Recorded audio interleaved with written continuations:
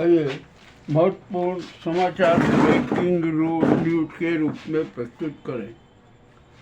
Iran ने अपना बड़ा दिल दिखाया और हार्मुज सभी के लिए खोल दिया। मामला बहुत अच्छा रहा। ठीक है, जो ईरान ने जो निर्णय लिया है ना, उसका समूचे विश्व में स्वागत होगा। अब अमेरिका ने जो नाकेबंदी की थी वो भी खत्म हो गई। अब सबकी आवाजावी हो गई, कोई सवाल ही नहीं है। परंतु होर्मुज पर कब्जा ईरान का ही रहेगा, ये भी बात सिद्ध हो चुकी।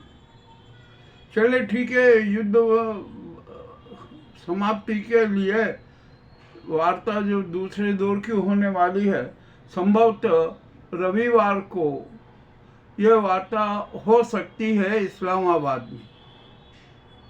अच्छा है ना, एक वातावरण तो बना। अब जब ईरान ने इतना बड़ा वातावरण बना दिया है तो अमेरिका भी कुछ न कुछ तो झुकेगा ही, और वो झुक भी रहा है। कोई दिक्कत नहीं है, अच्छी बातें होना चाहिए। परंतु ये ट्रम्प बार बार झूठ क्यों बोलते हैं? उनको झूठ नहीं बोलना चाहिए, सत्य सबके सामने रखना चाहिए। ट्रम्प ने कह दिया कि मैंने 9 युद्ध रुकवाए। अरे भैया, रुकवाए होंगे आपने, हमें उससे क्या, किसी को क्या। अब तो ये जो ईरान और इजराइल ने आपके बीच युद्ध हुआ है ना, इसको रुकवाओ ना। अब ये भी काम चालू है। अब देखते हैं रविवार को इस्लामाबाद में क्या फैसला होता, क्या क्या होता है। अमेरिका भी इजराइल की शर्तों को मान देगा। जैसे ईरान ने हार्मुज खोल दिया, अब अमेरिका भी कह देगा कि भैया अब आप ऐसा करो, हम आपकी जो संपत्ति जब्त है ना उसको रिलीज करने के ऑर्डर देते हैं, बात बन जाएगी।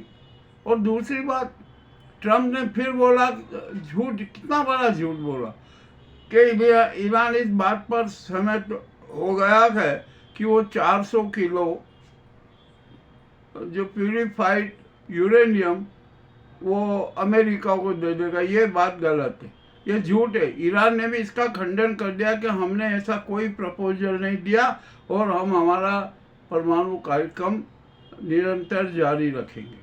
ठीक है ना, अच्छी बात है, क्या दिक्कत है। और अमेरिका को भी चाहिए कि वो किसी को भी अन्य राष्ट्रों की संप्रभुता में उसकी जो प्रगति और विकास की बात है उसमें अड़ंगे ना डालें।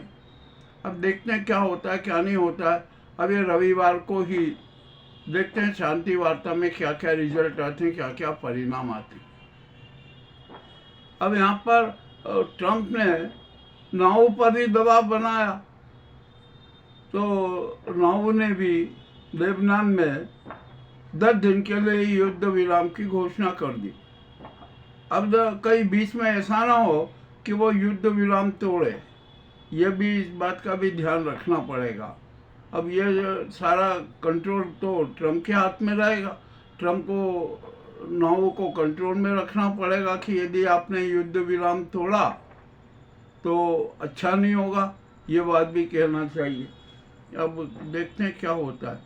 और चीन भी, आप बोल रहा था, चीन ने अमेरिका को चुनौती दे दी थी। अमेरिका भी बेचैन हो गए थे, ट्रम्प भी बेचैन हो गए थे, तो उन्होंने भी अब थोड़ा अपना रुख लचीला कर लिया। ईरान का भी रुख लचीला होता जा रहा है, ये भी स्पष्ट है।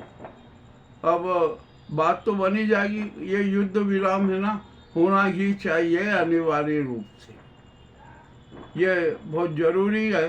तो अब हम सब इतवार का, रविवार का इंतजार करें कि इनकी शांति वार्ता और युद्ध विराम की कंडीशन आ जाए। मगर हमारा एक और कहना है कि जो ये युद्ध विराम जो होना, ये ठीक है, ईरान, अमेरिका, पाकिस्तान की मध्यस्थता में बैठ के चर्चाएं कर ले, ये कर ले। और इस शांति वार्ता में इजराइल को भी जो शरीक होना चाहिए, सऊदी राष्ट्र उनको भी शरीक होना चाहिए। तो इसको एक विशाल शांति वार्ता बनाना चाहिए, ताकि भविष्य में किसी प्रकार के कोई विडंबना ना आए। अब इसी के साथ साथ संयुक्त राष्ट्र संघ का प्रतिनिधि भी इस वार्ता में होना चाहिए। यदि संयुक्त राष्ट्र संघ का प्रतिनिधि हो, उसकी मध्यस्थता भी हो जाएगी ना, तो ये मामला स्थगित होगा। और जो भी अनुबंध हो, जो भी शर्तें हो, वो लिखित में होना चाहिए। और नंबर 2, जो ये युद्ध विराम हो ना, यह अस्थायी न होकर स्थायी होना चाहिए। भविष्य में कोई किसी प्रकार का युद्ध नहीं करेगा। ये बातें होना बहुत बहुत जरूरी है। अब आइए हम थोड़ी भारत की बात कर लें। नारी वंदना बिल तो फ्लॉप हो गया, उसमें कोई शंका नहीं, और वो पास भी नहीं हो सकता था, क्योंकि नारी वंदना बिल तो 2023 में ही पास हो गया था।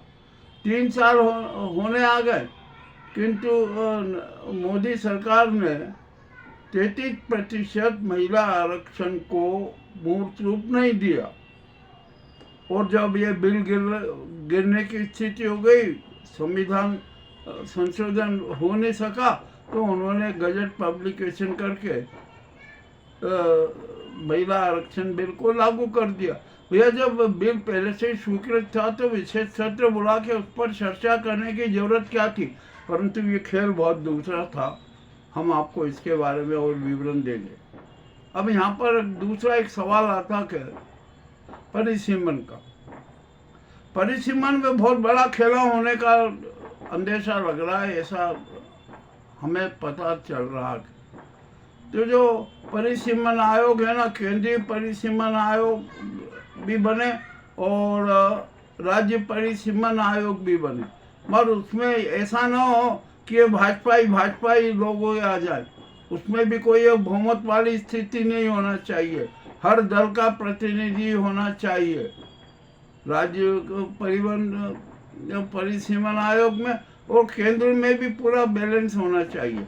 इसमें न्यायपालिका के भी 3-4 न्यायाधीश होना जरूरी है।